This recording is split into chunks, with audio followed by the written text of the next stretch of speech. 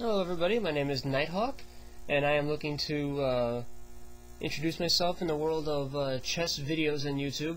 And what I have for you today is a game miniature, a chess miniature from the Danish Gambit opening as white. The game I'm going to display for you is Schnitzler versus Alexandra. Schnitzler has the white pieces. This is from Berlin in 1879, so this is not a recent game by any means, and therefore won't be completely accurate, but what we have here is a very aggressive game. So if you're looking for tactics, some chess firepower, then you found the right video for that. So this is the start of the Danish Gambit here. E4, E5, D4, E takes D4, and instead of the queen capturing, because that wouldn't be a gambit at all, white plays pawn to C3, and this is the first pawn offer. Black could decline the gambit here by possibly playing pawn to D5, but instead, to accept the gambit, he takes. Now, the Danish Gambit is a two-pawn offer for very rapid development, and here white plays bishop to c4, just getting the first piece up and offering the pawn on b2. Black does not have to take this pawn. It would still be an aggressive opening regardless, but here Alexander did take, and Schnitzler recaptured with the bishop going to b2, and here is the starting point for the Danish Gambit accepted. White has, as you can see, very nice development here, and this includes the queen. Note she could go to a wide variety of squares here. The only problem piece so far is going to be the knight, because any development of the knight would impede the bishop or the queen. But white is going to be aggressive here. If white's attack fails, chances are he will lose the game. He or she will lose the game. So you're not going to see many draws. Possible responses for black. I don't want to go into the. I don't want to spend too much time in the opening theory. There's bishop b4, checking the king. White can actually get away with sidestepping that by playing king f1 without impeding development via knight move or bishop move even.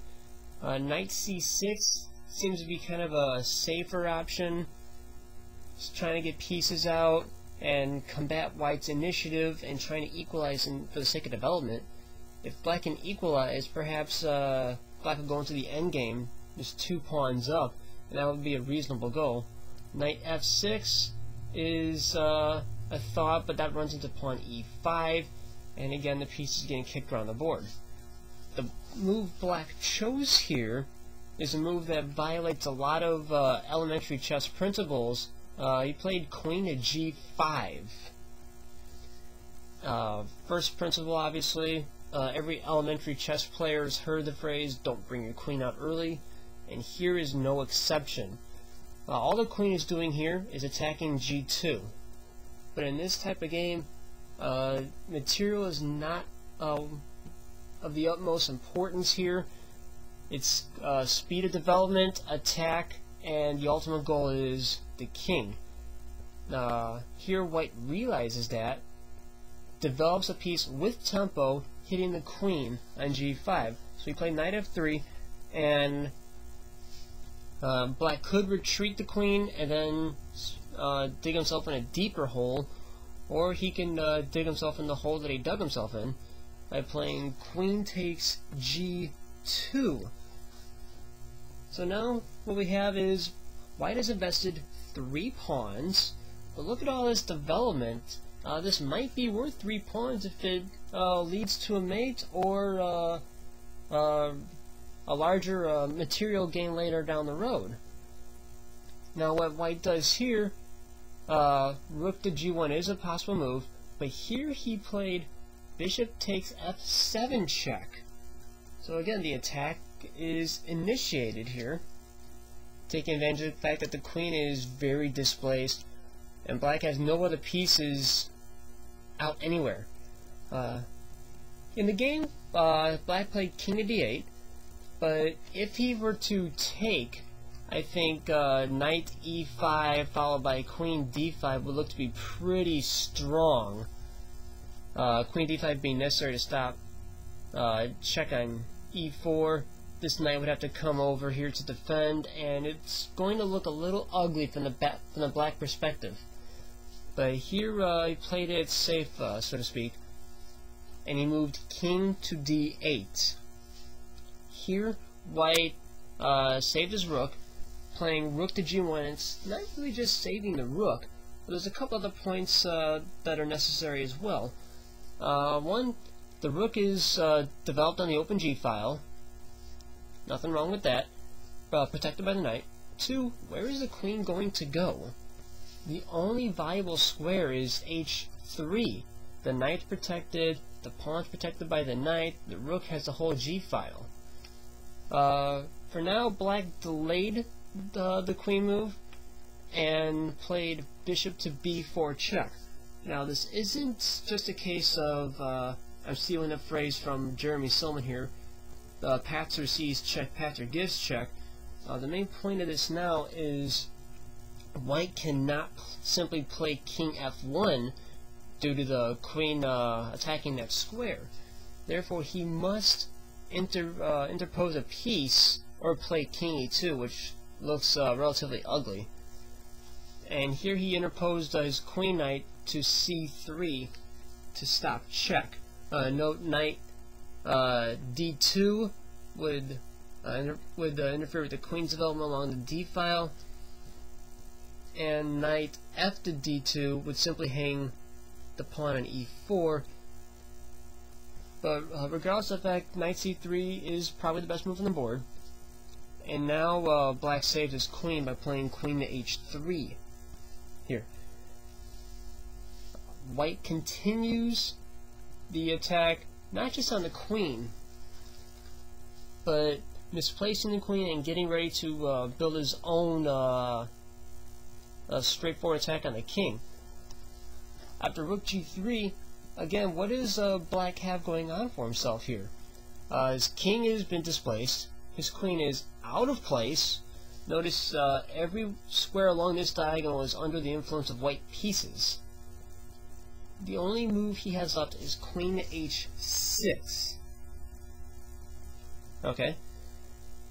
White makes a very strong move here and plays queen to b3, and with this move, he is attacking two black pieces, notably the bishop here, and also the knight on g8 is facing this queen-bishop battery on diagonal, and there's no one move that saves them both.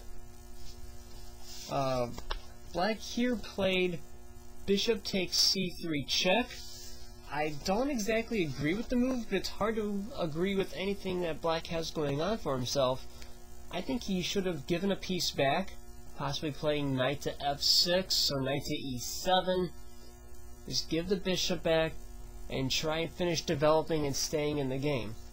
But instead, this, believe it or not, accelerated the white attack here. He played queen takes c3 instead of bishop takes c3. Now we have a new battery. The rook is actually under duress at the moment. This queen-bishop battery is threatening to take on g7, with the queen taking first, and then the bishop would actually pin the rook back here. So black stops that threat, but in doing so he created an even bigger threat for himself, and white here has a stunning combination that leads to mate. So if you wanted to take an opportunity to pause the video and see if you could find this combination, I won't give any more hints about it, feel free to do so at this time. Right here though, white played the stunning rook g6, just outright hanging the rook. But the idea is to limit the number of defenders to the f6 square. Note the white king is under some problems over here. If queen takes rook, bishop takes queen, definitely not something black wants to do. This square, h5, is temporarily blocked off, but as we will see, that won't matter. Same goes for h3. Queen f4 would just lead to rook takes knight check, followed by pawn takes queen takes. So here he had no other choice but to take the rook on g6. And here white played queen takes f6 check. The king has nowhere to go, and the game ends in checkmate. Bishop takes f6 mate. Black is up in material, but in the end it does not matter. I hope you enjoyed this little 15-move miniature. And if you have any questions, please leave them in the comments, and thank you for watching my video. Bye-bye.